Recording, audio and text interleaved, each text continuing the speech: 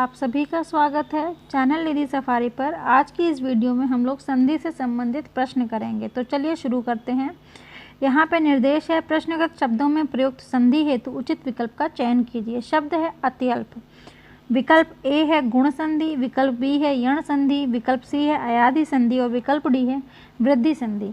आप लोगों को जो भी विकल्प अच्छा लगे आप उसे अपनी कॉपी में नोट कर लीजिए, ताकि जब मैं उत्तर बताऊं तो आप उसे मिला सकें और आपको पता चले कि आपकी तैयारी किस स्तर पर चल रही है।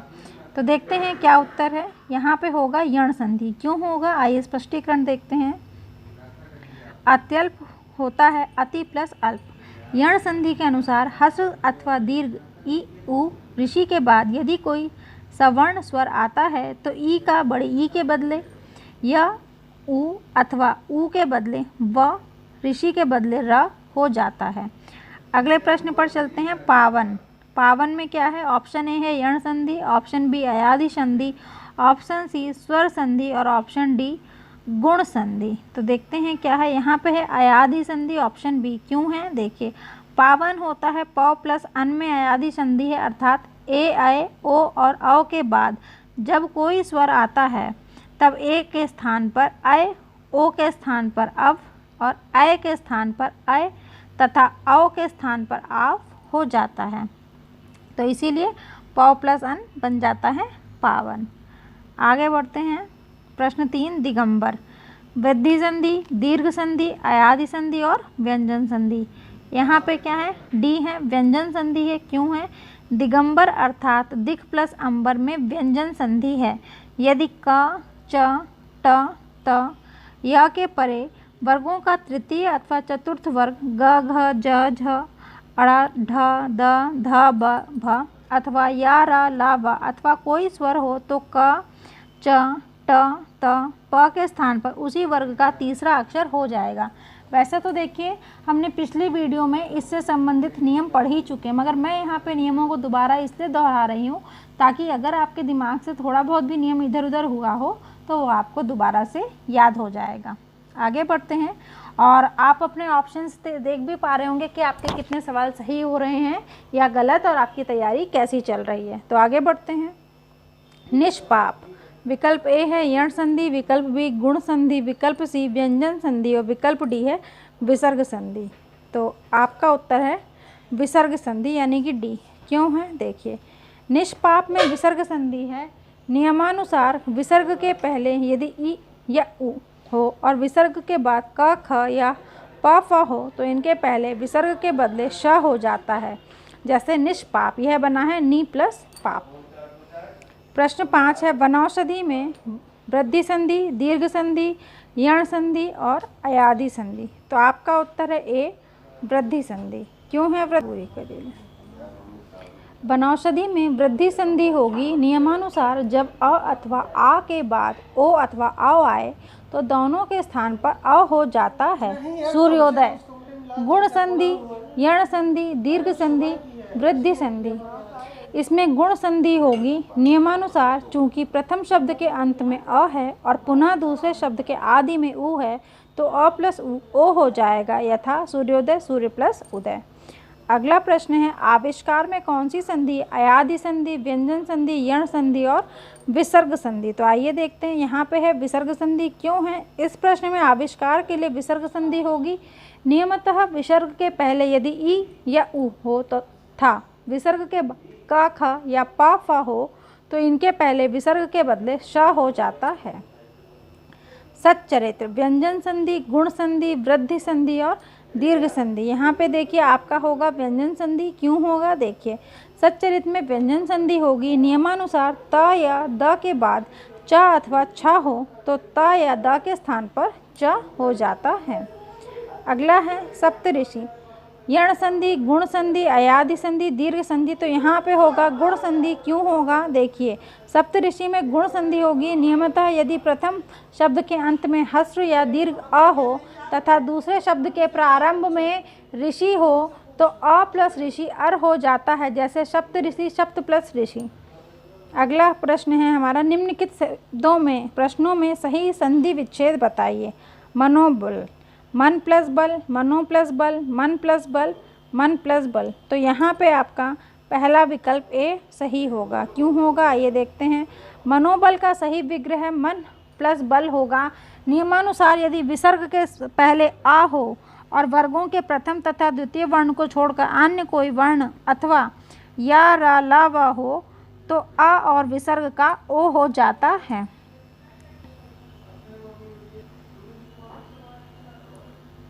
वाग चाल, वाक प्लस जाल, वाग प्लस जाल, वाक प्लस जाल और वा प्लस कचाल।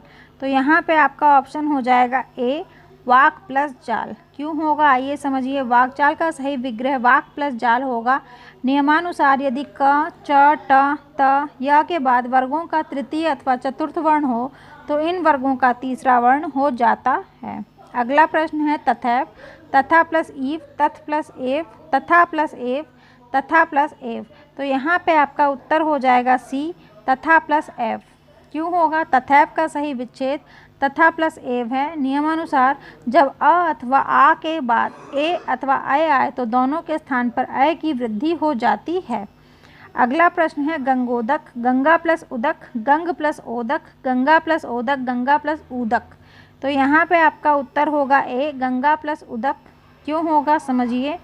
गंगोदक का सही विग्रह गंगा प्लस उदक होगा। गुण संधि के नियमानुसार यदि प्रथम शब्द के अंत में हस्र या दीर्घ अ हो और दूसरे शब्द के आदि में उ हो तो आ प्लस उ का ओ हो जाता है। अगला प्रश्न है निम्नलिखित शब्द में कौन सी संधि है।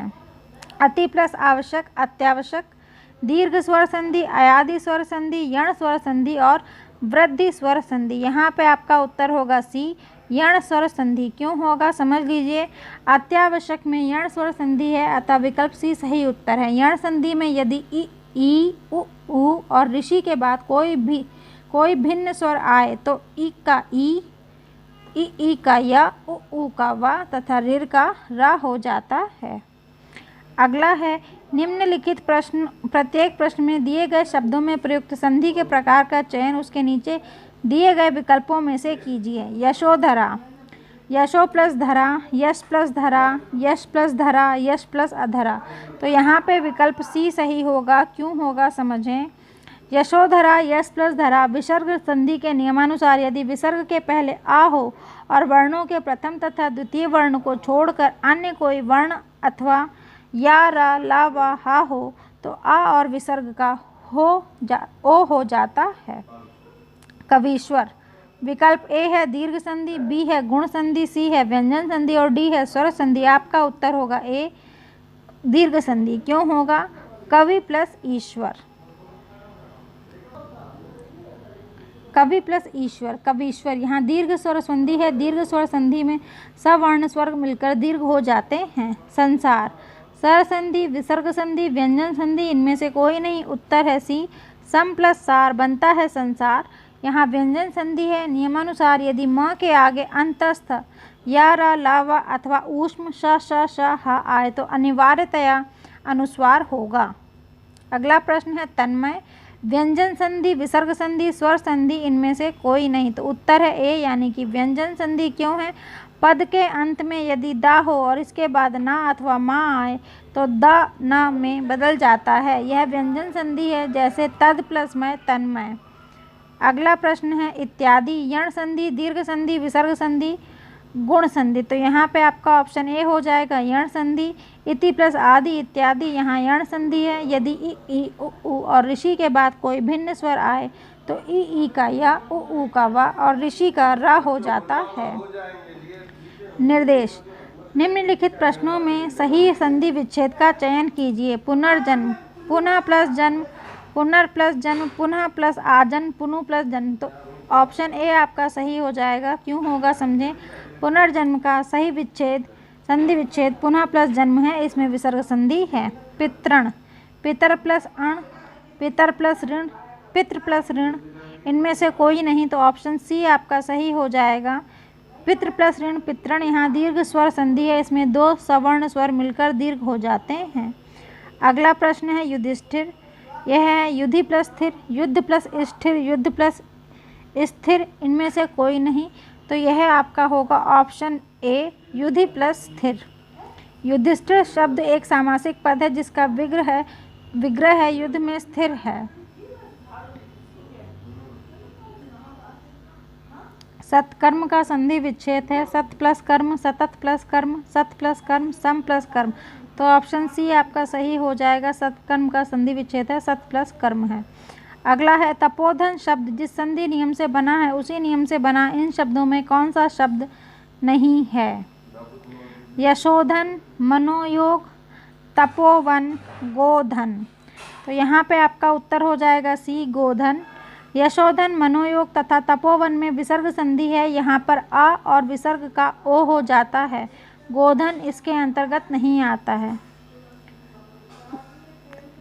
महर्षि में कौन सी संधि है? दीर्घ संधि, यण संधि, गुण संधि, वृद्धि संधि। आपका उत्तर है सी, गुण संधि। यदि प्रथम शब्द के अंत में ह्रस्व अथवा दीर्घ ऊ हो और दूसरे शब्द में ह्रस्व अथवा दीर्घ ई ऊ ऋषि में से कोई वर्ण हो तो अ प्लस ई ए बनता है, आ प्लस ऊ ओ और आ प्लस ऋषि अर हो जाता है। यह गुण संधि कहलाता है। यह संधि स्वर संधि के अंतर्गत आने वाला एक रूप है। महर्षि, महा प्लस ऋषि। यहाँ पर आ प्लस ऋषि अर हो गया है। मृत्यु प्लस उपरांत में संधि करने से निर्मित शब्द होगा मृत्योपरांत, मृत्युपर्यंत, मृत्योपरांत, मृत्युपरांत। तो यहाँ पे आपका उत्तर होगा डी विकल्प, मृत्युपरांत। मृत्यु प्लस उपरांत मृत्युपरांत बनेगा क्योंकि यहाँ पर छोटा हु प्लस छोटा हु बड़ा हु हो जा रहा है। यह दीर्घ स्वर संधि है। ऊपरी प्लस उक्त के जुड़ने से कौन सा शब्द बनेगा? तो ऑप्शन ए उपरोक्त, ऑप्शन बी उपर्युक्त, ऑप्शन सी उपर्युक्त, ऑप्शन डी उपरुक्त। तो यहाँ पे ऑप्शन बी सही होगा, उपर्युक्त। जब लघु तथा दीर्घ ई ऋषि के उपरांत कोई असमान स्वर आए तो ई ऋषि के स्थान पर क्रमशः या व रा हो जाता है, अर्थात वहाँ पर यण संधि होती है। ऊपरी प्लस उक्त मिलकर उपर्युक्त होता है क्योंकि ई प्लस उ यू हो जाता है। अगला प्रश्न अन्वेषण का संधि विच्छेद है। अन प्लस वेषण, अनथ प्लस वेषण, अनु प्लस एषण, अन प्लस एषण। तो यहाँ पर सी आपका उत्तर होगा, अनु प्लस एषण। अन्वेषण का संधि विच्छेद अनु प्लस एषण है। यहाँ पर उ प्लस ए वे हो जाता है। यह अयादि संधि के अंतर्गत आता है। निम्नलिखित में संधि विच्छेद कीजिए।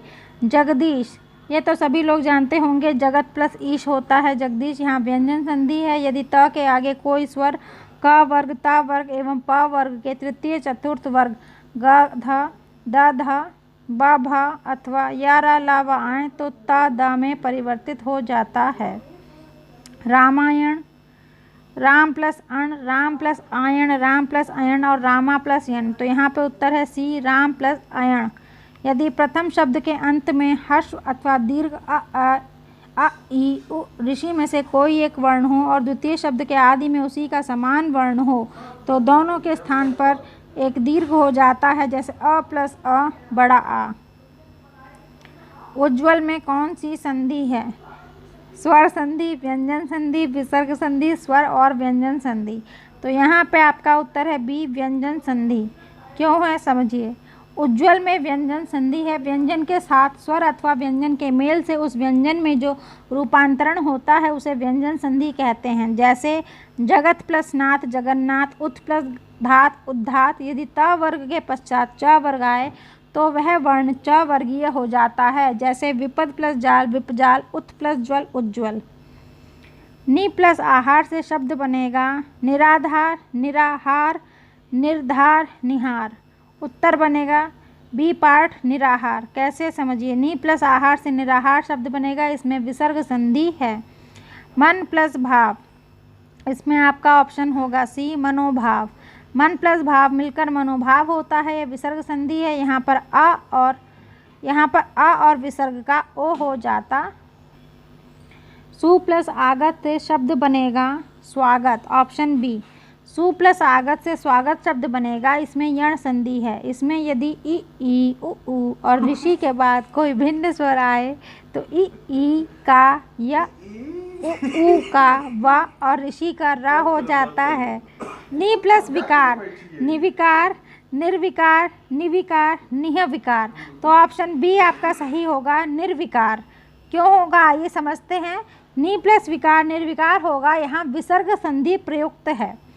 अगला प्रश्न है तत् प्लस संकर की संधि होगी तत्संकर, तत्संकर, तछंकर, उपयुक्त में से कोई नहीं। तो ऑप्शन बी तत्संकर। यदि त द के बाद श हो तो ता या द का च और शा का छ हो जाता है। यह व्यंजन संधि है। तत् प्लस संकर की संधि होगी तछंतर, तछंकर। सच्चरित का संधि विच्छेद होगा सद प्लस चरित, सत प्लस चरित, सतच प्लस रित्र, सच रित्र। बी ऑप्शन सही होगा, सत प्लस चरित्र। आइए इसका एक्सप्लेनेशन पढ़ लें। सच्चरित का संधि विच्छेद सत प्लस चरित्र होगा। सज्जन का संधि विच्छेद क्या है? सज प्लस जन, सत प्लस जन, सज प्लस न, स प्लस जन। आपका उत्तर होगा बी सत प्लस जन। सज्जन का संधि विच्छेद सत प्लस जन है। यहाँ पर त के स्थान पर ज हो जाता है। यह व्यंजन संधि का उदाहरण है। निम्नलिखित शब्द में कौन सी संधि है? विद्या प्लस अर्थी विद्यार्थी। यह आपका दीर्घ स्वर संधि है। आप कंफ्यूज ना होइएगा वृद्धि संधि और दीर्घ स्वर संधि में। देखिए विद्यार्थी में यहाँ पे दीर्घ स्वर संधि क्यों है और वृद्धि स्वर संधि क्यों नहीं है उसको समझिए। विद्यार्थी में दीर्घ स्वर संधि है। दीर्घ स्वर संधि में यदि अ आ इ ई उ ऊ और ऋषि के बाद वे ही हर्ष या दीर्घ स्वर आए तो दोनों मिलकर क्रमशः बड़ा आ, बड़ी ई, बड़ा ऊ और ऋषि हो जाते हैं। विद्या प्लस अर्थी में आ और अ मिलकर आ हो गए हैं। तो यह आपका हो गया दीर्घ स्वर संधि, ऑप्शन डी। शुभारंभ में कौन सी संधि है? दीर्घ विसर्ग गुण वृद्धि। तो यहाँ पे दीर्घ संधि है। शुभारंभ में दीर्घ स्वर संधि है। इस संधि में दो सवर्ण स्वर मिलकर दीर्घ हो जाते हैं। शुभ प्लस आरंभ। शुभारंभ में अ प्लस बड़ा आ मिलकर बड़ा आ हो रहा है। दुस्शासन शब्द का संधि विच्छेद होगा। यहाँ पे सीधे सीधे ऑप्शन सी होगा, विसर्ग संधि है। यहाँ पर दु प्लस शासन में विसर्ग संधि है। विसर्ग के साथ स्वर या व्यंजन के मेल से जो विकार उत्पन्न होता है उसे विसर्ग संधि कहते हैं। अगला प्रश्न है निसंदेह में कौन सी संधि है? तो यहाँ भी विसर्ग संधि है। हम सब लोग परिचित हैं विसर्ग संधि से। नि प्लस संदेह निसंदेह, अतः यहाँ विसर्ग संधि होगी। विसर्ग के बाद श स आता है तो विसर्ग ज्यों का त्यों रहता है अथवा उसके स्थान पर आगे का अक्षर हो जाता है। नेक्स्ट है उन्नति में कौन सी संधि होगी? स्वर संधि, व्यंजन संधि, विसर्ग संधि, स्वर और विसर्ग संधि। यहाँ पे ऑप्शन होगा व्यंजन संधि। यदि किसी वर्ग के प्रथम वर्ण के परे कोई अनुनासिक वर्ण हो तो प्रथम वर्ण के बदले उसी वर्ग का अनुनासिक वर्ण हो जाता है। आगे बढ़ते हैं। निम्नलिखित शब्दों में किसमें विसर्ग संधि नहीं है? निष्ठुर, नितांत, निर्विकार, निश्चिंत। तो आपका ऑप्शन सी सही होगा, नितांत। नितांत में विसर्ग संधि नहीं है, जबकि निष्ठुर, निर्विकार एवं निश्चिंत में विसर्ग संधि है। विसर्ग के साथ स्वर या व्यंजन के मेल से जो विकार होता है उसे विसर्ग संधि कहते हैं। उम्मीद है आप लोगों को यह वीडियो पसंद आई होगी। अब हम मिलेंगे नेक्स्ट वीडियो में। अगर आपको यह वीडियो पसंद आया हो तो लाइक, शेयर, कमेंट करें। चैनल पर नए हो तो सब्सक्राइब करें ताकि वीडियो का नोटिफिकेशन आपको मिल सके।